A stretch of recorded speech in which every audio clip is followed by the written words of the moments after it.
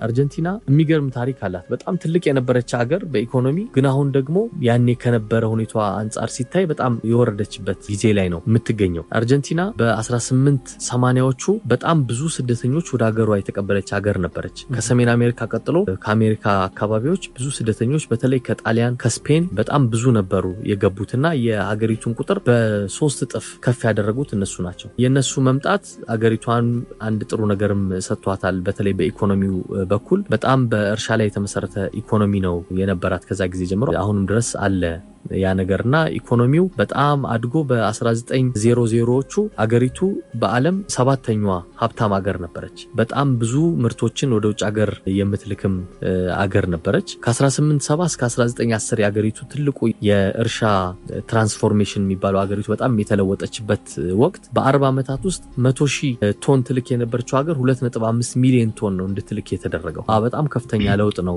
ያመጣችው። ከዓለማችን 5 ትልልቅ ወደ ውጭ ከሚልኩ አገራት አንዷ ነበረች። ያኔም ነው አገሪቱም በመንገዶች በባቡር ራሷንም ያስተሳሰረችው ገና ያኔ ነው በ1910ዎቹና 20ዎቹ ውስጥ ማለት ነው። ባቡሮቿ በጥቂት ዓመታት ውስጥ ከ503 ኪሎ ሜትር ወደ 31,000 ኪሎ ሜትር ነው ያደጉት የባቡር መስመሩ ብዛት ማለት ነው።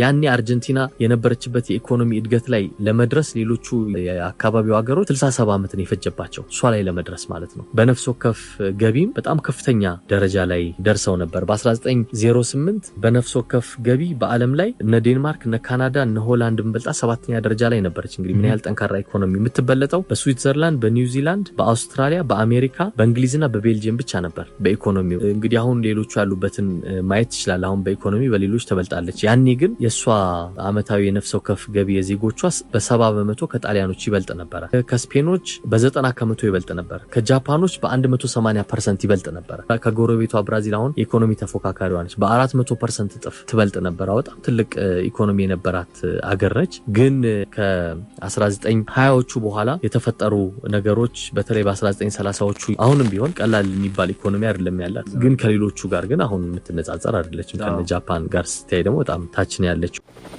በረራ ኢትዮፒካ ሊንክ